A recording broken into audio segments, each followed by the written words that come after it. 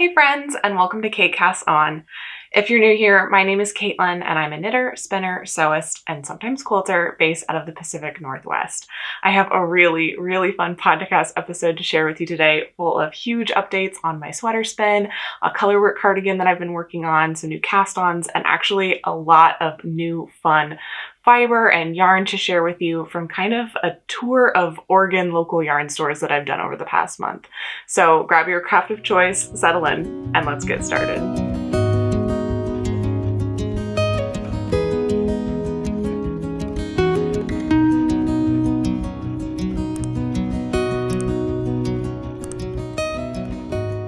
I have a lot to share with you today, but before we get into finished objects, I figured I would share quickly what I'm wearing. This is my very first Monica Geller tee that I knit. The Monica Geller tee is a pattern by Sari Nordland, and it's just this really nice, well-fitting, structured tee. I have knit 2 of them in total. This one I don't wear quite so much, and I think it's a yarn choice thing. I knit it up using Illimani Sabri, and it's a lovely yarn. I love the color. I love the way this top looks on me, but it's a little bit itchy.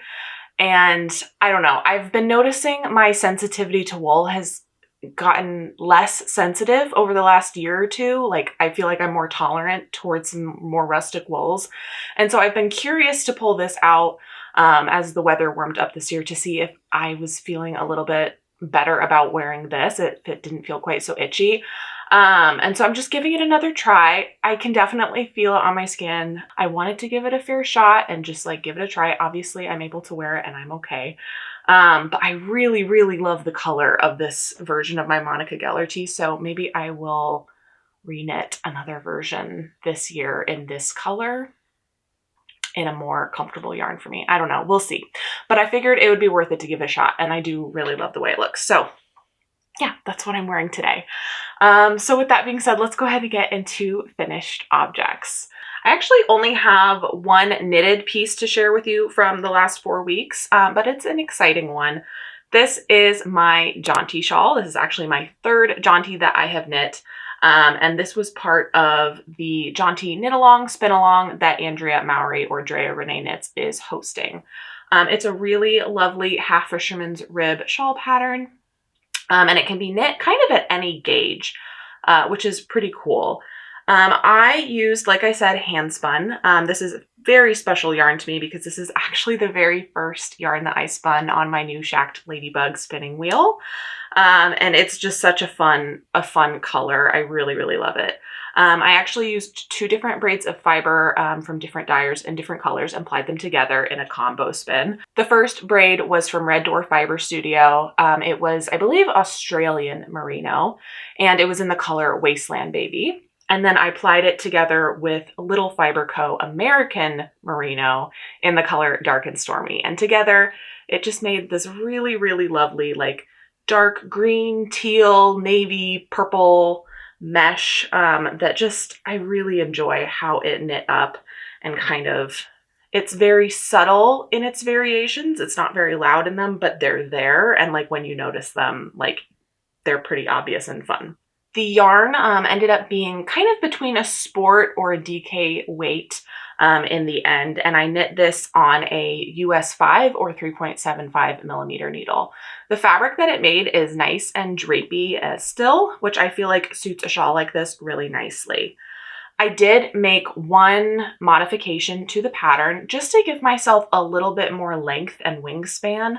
I added 2 rows between increases and decreases compared to what's stated in pattern. And so the increases happen a little bit slower, the decreases happen a little bit slower, which means that the center point is a little bit less wide than it normally would be, but you get a little bit more length out of it as well. And I feel like it was a good compromise. I'm really happy with the width of it and the length of it. I think it fits really well. And I think honestly, depending on how many skeins of yarn I'm using in the future, this might be a modification that I take with me into future jaunty shawls because I really like just kind of the proportion of it. I think I had around 215 grams of this yarn. So the equivalent of 2 skeins of yarn basically. And I can fully like wrap it around and then kind of tie it underneath if I want to and wear it like this, or I can, you know, leave the tails out, or do something a little bit different and a little bit more open. But I think it's just like a nice fitting shawl at this point, which I'm really happy with. It's also like lightweight and drapey enough that I think I can wear this into spring if I wanted to and can pull it out decently early in the fall, and just get some nice wear out of it.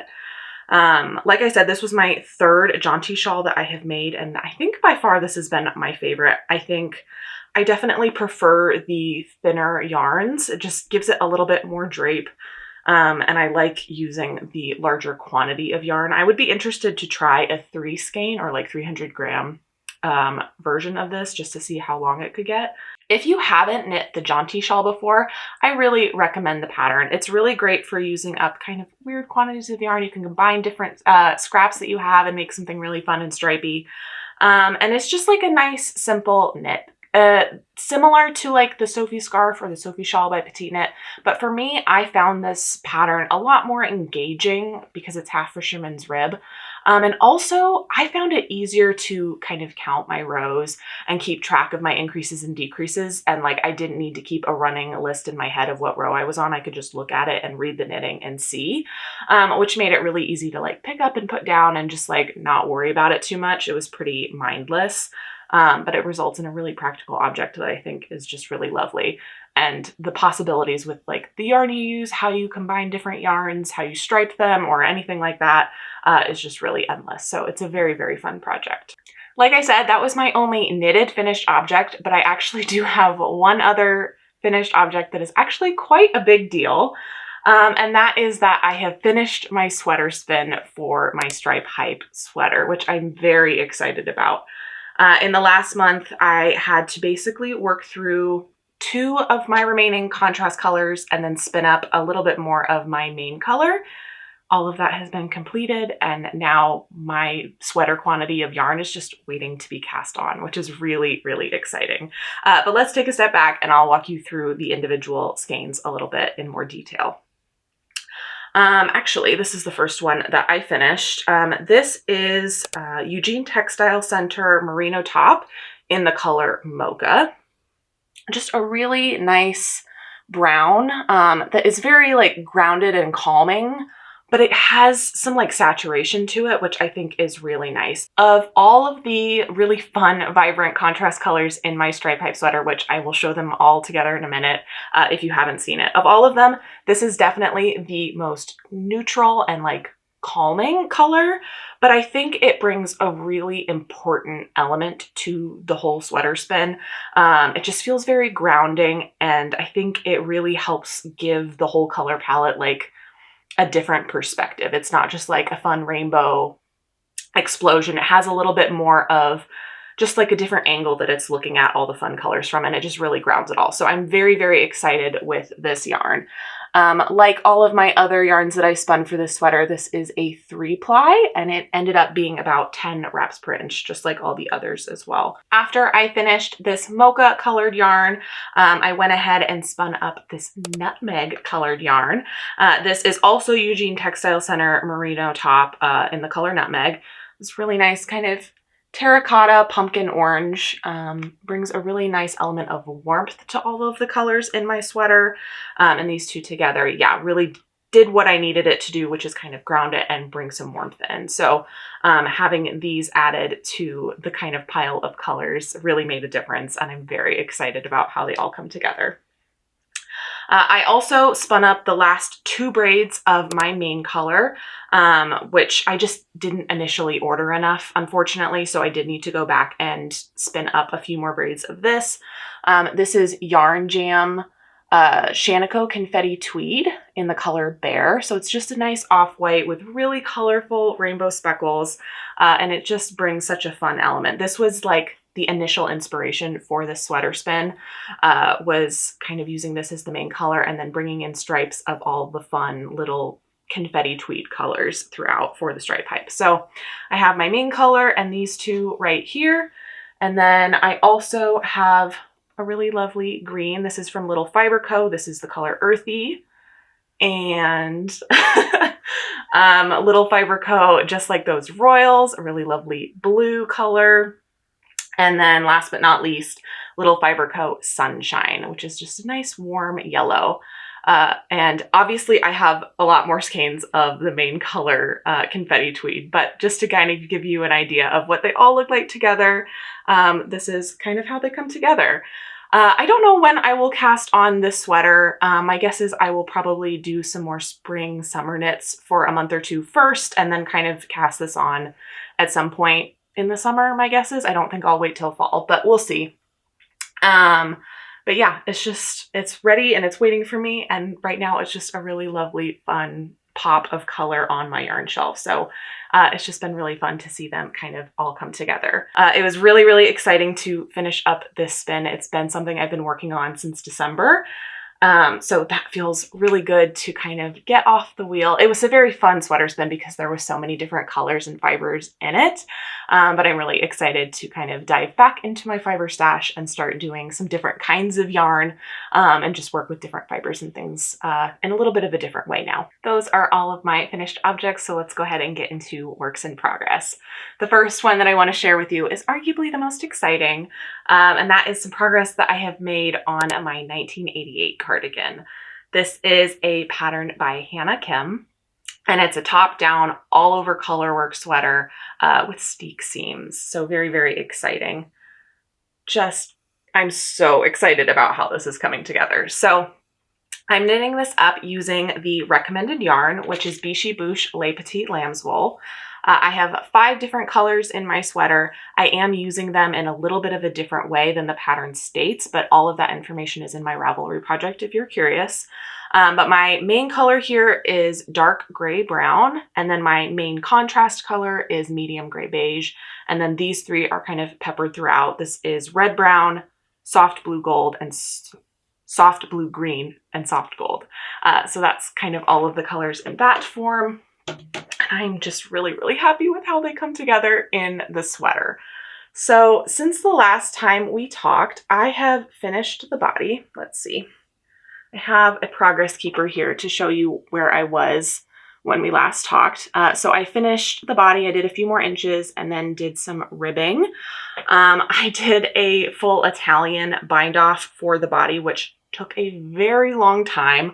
But I do think that it was worth it. The stretch that it has is really nice. But yeah, there was a lot of stitches to bind off. So I did that. And then I decided that I wanted to go ahead and do the button band and collar situation before starting the sleeve. So I ended up putting this under my sewing machine, reinforcing the steek seams, and cutting open that center steek.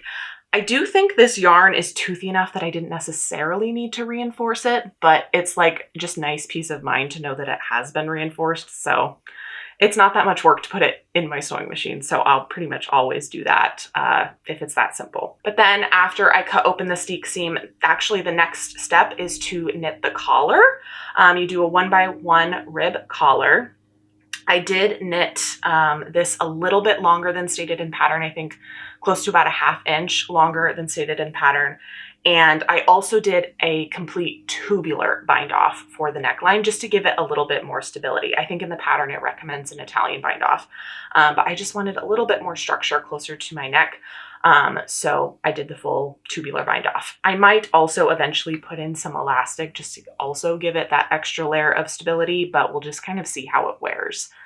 And then after you do the 1x1 ribbed collar, you then pick up stitches for your double knit button band. You start with the side that does not have buttonholes, and then you do the side with buttonholes next. Did that. And then at that point, I was kind of ready for a little bit of a break from this project, so I took that as an opportunity to do a mid-project block.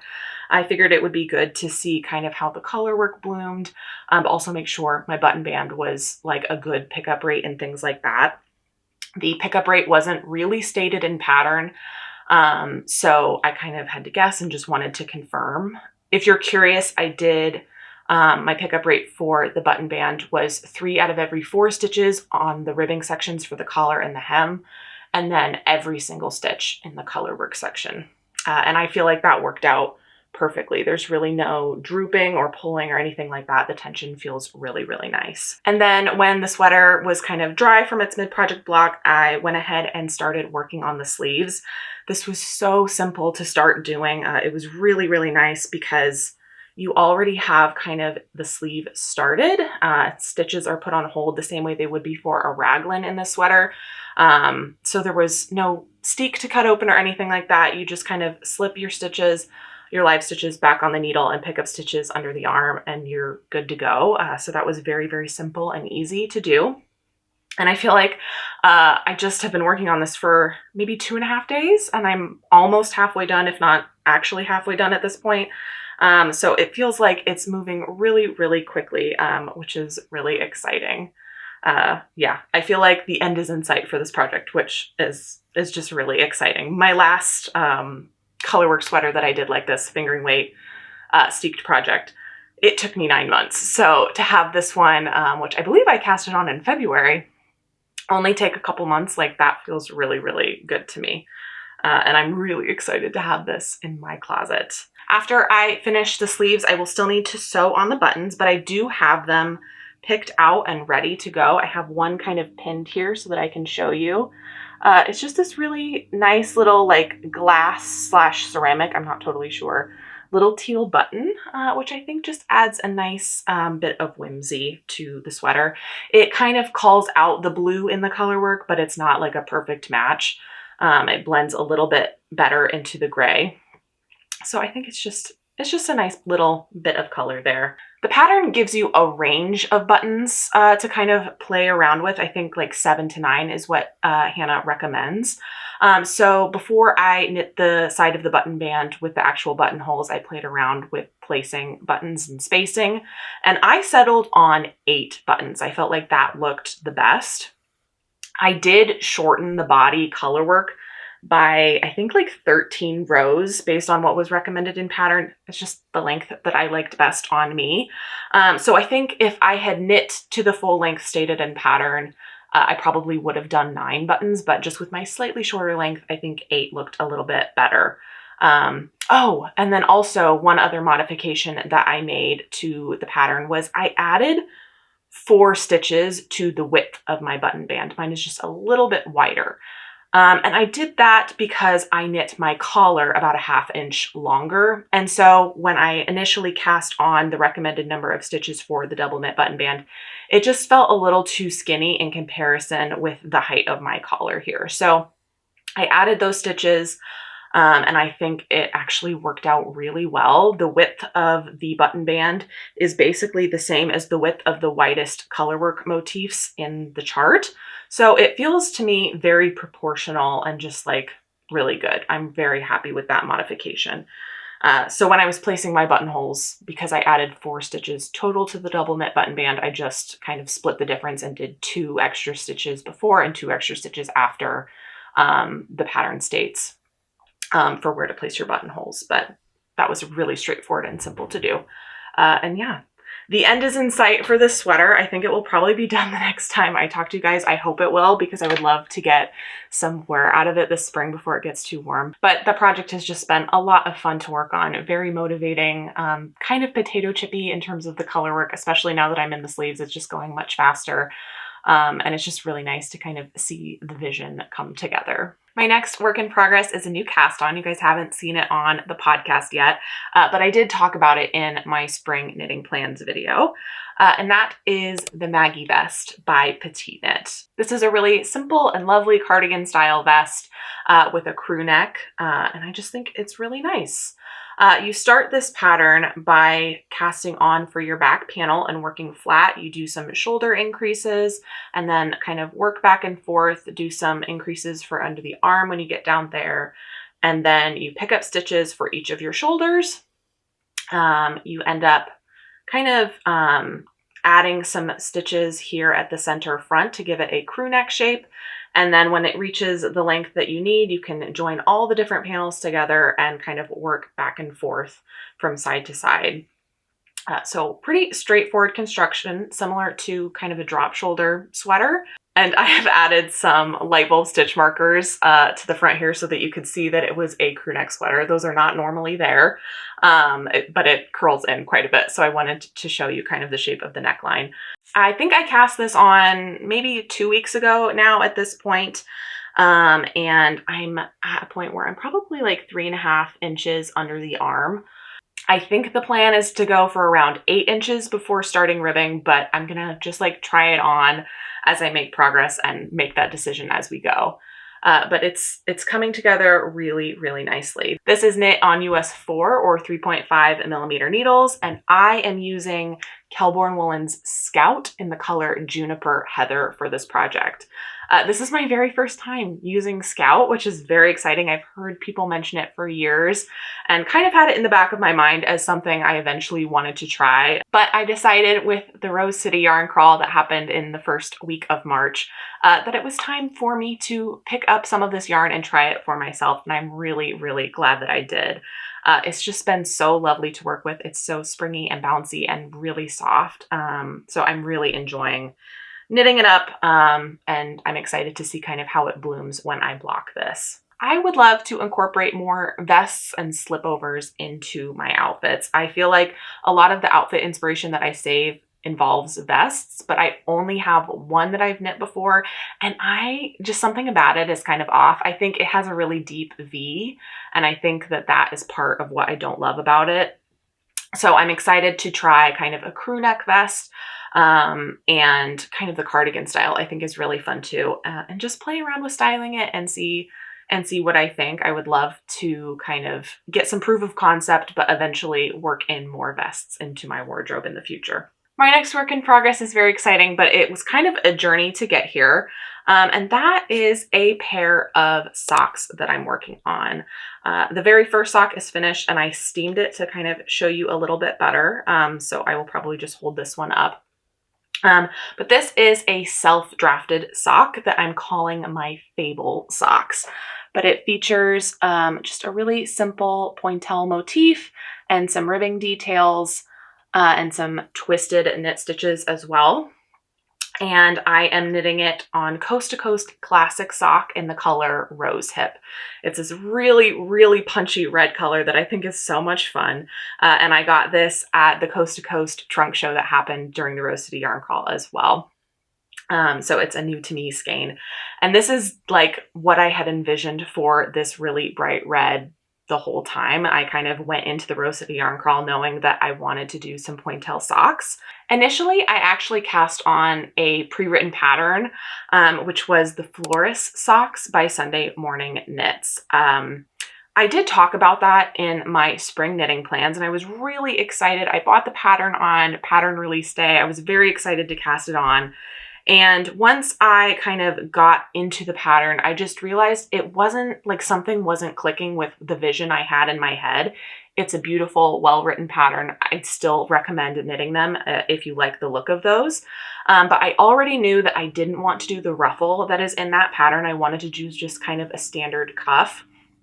And when I got into knitting the chart motif, it's really beautiful in that like it's very reflective of kind of knit pointelle fabric that you can buy from a fabric store, where it's very delicate and there's lots of little details and it's not necessarily like symmetrical. It felt very true to like pointelle fabric that you can buy. And it just kind of took me a minute of knitting the chart. I think I knit most of the cuff in it.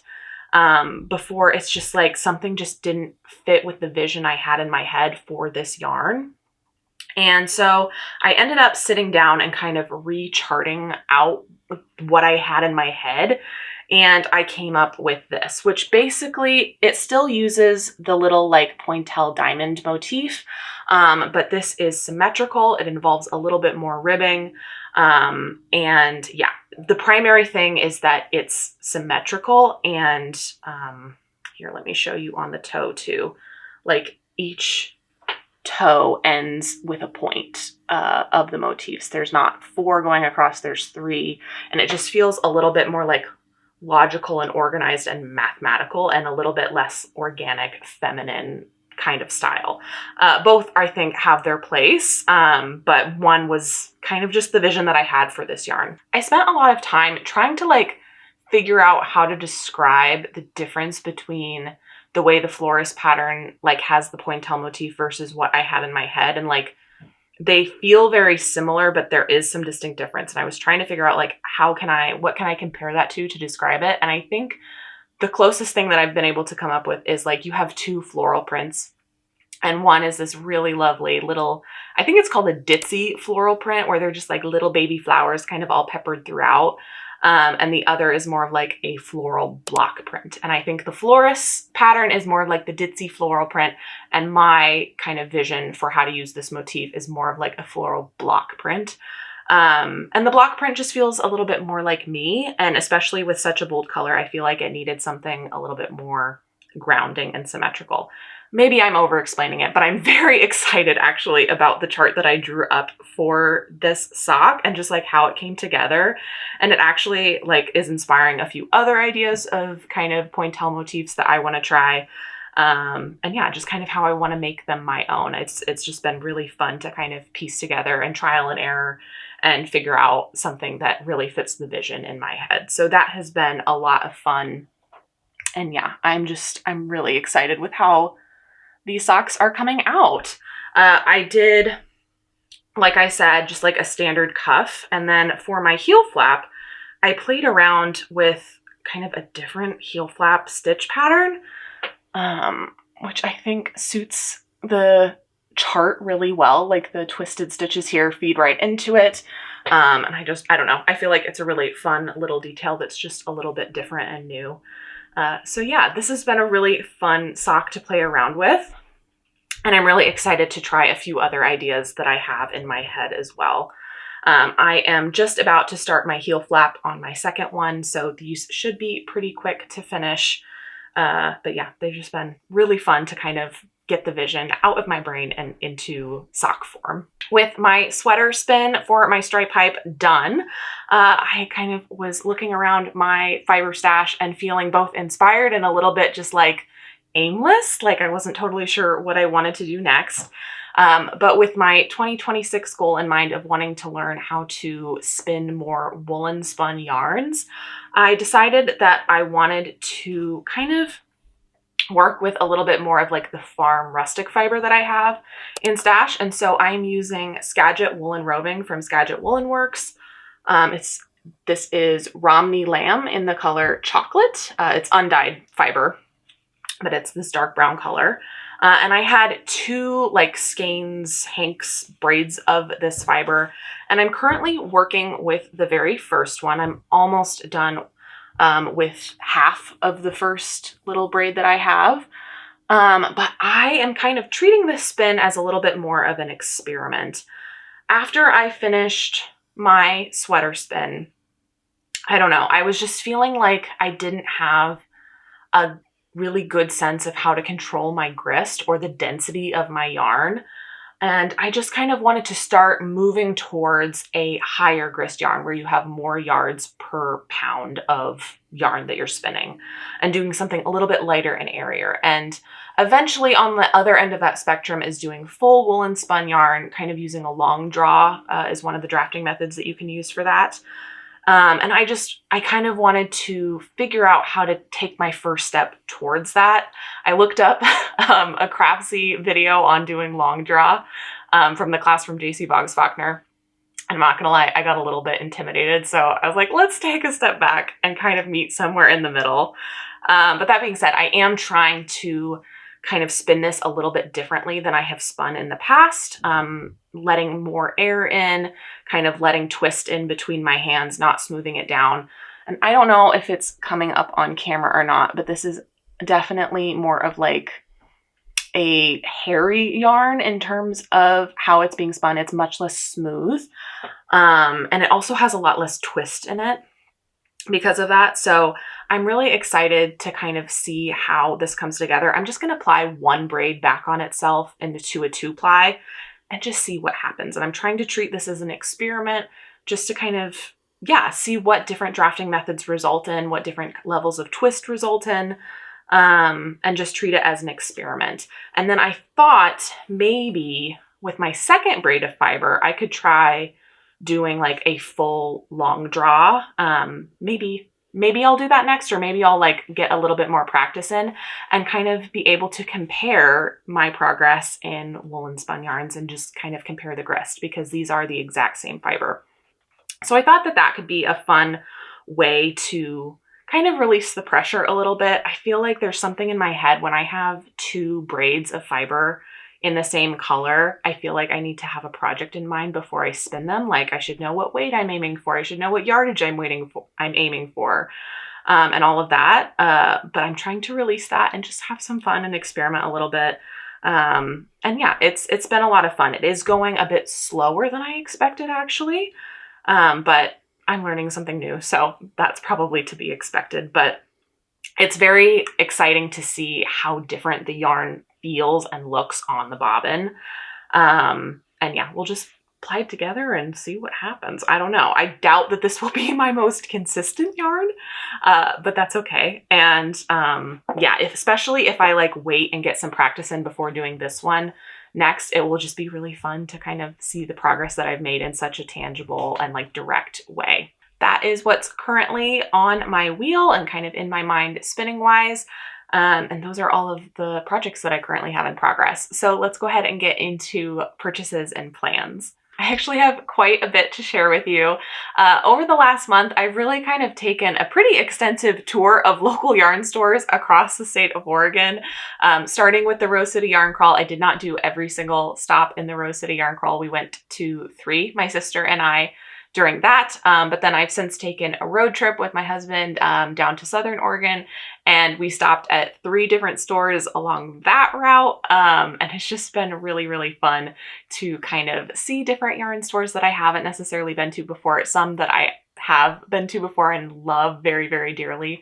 To kind of go back into those has been really fun. And I had a lot of fun kind of picking out different fibers and yarns and different things to try. So I'm excited to dive into that.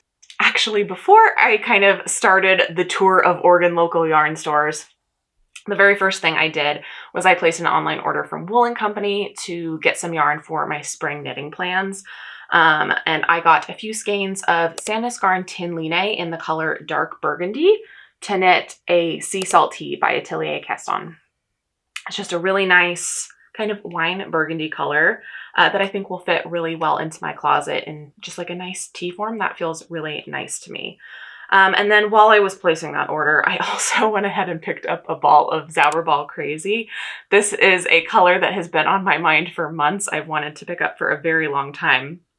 And it is color 2248. I'm not going to try and say the German word, but I did look it up and it translates to cinnamon roll, which is so fun.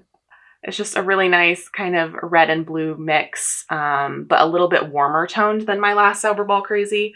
Has some gold tones mixed in throughout. I'm very excited about this. Yeah, this color has been on my list for a very long time, and I've checked for it at pretty much every local yarn store I've gone to over the last 6 months, and none of them have had it in stock. So I just figured I'd add it to my Wool & Co. order, but I'm excited to do some ribbed socks with this yarn soon. And then as part of the Rose City Yarn Crawl, my sister and I were really, really excited to prioritize and make sure we got to the Coast to Coast Yarn Co. trunk show at Naughty Lamb in Forest Grove. And while we were there, I picked up a skein of classic sock in the color Crater Lake. This is one of my favorite colors from Coast to Coast. I have another skein that I knit an Oslo hat with in a non-superwash version of this, and it's just such a lovely color. I also used to live really close to Crater Lake, and so just the whole thing has a very special place in my heart. It's a really special place in general, so to have a yarn inspired by it is just really fun. But I'm planning to knit some socks with this. At that same time, I also got this really vibrant red that I'm currently knitting socks in. Again, this is classic sock in the color Rose Hip. Both of these colors, I believe, are going to be part of a pre-order that Erin does in April. So you can get your hands on these and many other colors. That is what she brought to the Rose City Yarn Crawl, was a preview of that collection, and it is beautiful. So many beautiful colors. While we were at Naughty Lamb, I also wanted to check out their fiber. They've kind of been growing the fiber that they have in stock. So I just kind of wanted to see what they had. The first one that I grabbed was some Malabrigo Nube in the color Potion. I think is how you say that, maybe. But it's just a nice like blue, red, green combo that I think is really moody and fun. I actually have never tried Malabrigo Nube before. As an early beginner spinner, I was kind of warned off of it. I know there's been some mixed reviews. Sometimes this kind of comes very compacted and felted. And so just like as I was getting started, I pretty much steered clear of it. I have tried Malabrigo Cloud, which is their superwash version of this. This is non-superwash merino. Cloud is superwash merino. And I actually really enjoyed spinning the Cloud, so I figured it was time to give Nube a try. This is definitely one of the more readily available lines of fiber available in local yarn stores, so if I do enjoy spinning it, that would be nice to know, because I can get it at my local yarn store. I can get it at pretty much most local yarn stores near me, so yeah, I figured I would give it a try. And then I also saw this on one of the shelves. This is ZZ Textiles American Rambouillet in the color Five Flies. I think this is just absolutely stunning. It has really nice teal and yellow, red warm tones, orange tones, purples, just kind of all over the place. But I think it will come together really beautifully, maybe in a fractal spin. I thought that was really nice, so I grabbed a braid of that. And then everything else is part of the road trip that my husband and I did. We were visiting his brother down in Klamath Falls, and we decided to kind of make a little loop out of it, a different kind of route than we would normally take. We headed east into Bend first before going down to Klamath Falls, and we stopped at Tumalo Fibers, which I have seen their booths at festivals before, but I haven't been to their shop before. It's right off the road as you're coming from like Salem into Bend. So a very convenient stop. We got there, I think, like 10 minutes before close. And so I had to be pretty quick. But I found this really, really beautiful braid of Egyptian cotton fiber. This is the color Aurora Coast. It's just blues and purples and a little bit of white in there. And then on this side, it's a little bit more like aqua. I'm really, really excited to spin this up. It's so soft and like squishy. And it says on the label that the staple length is only 1 inch. So this is definitely going to be a very interesting thing to spin, but I'm really excited to try. And kind of in the theme of unique fiber, we were down in Klamath Falls after going through Bend, and last I checked, there wasn't any local yarn stores in Klamath Falls, but we were there for a day, and so I figured I'll just Google it and check. And lo and behold, one did open a year ago. It's called Unwind Crafts. And so I made my husband and my brother-in-law go with me to the local yarn store, and I'm so glad I did. It was so, so cool in there. They had a lot of Cascade yarns. They had Boss Kitty, but then they also had a really great collection of fiber that is just so unique and cool. First, I got these two from Bellwether Wool Company, and they're just natural colored fibers, but the most exciting thing about them is the fiber content. So this first one is very, very soft and plump and squishy. This is a natural two-tone, and it is merino and angora mixed together. The angora is 20% of the content. So I'm really excited to try this out.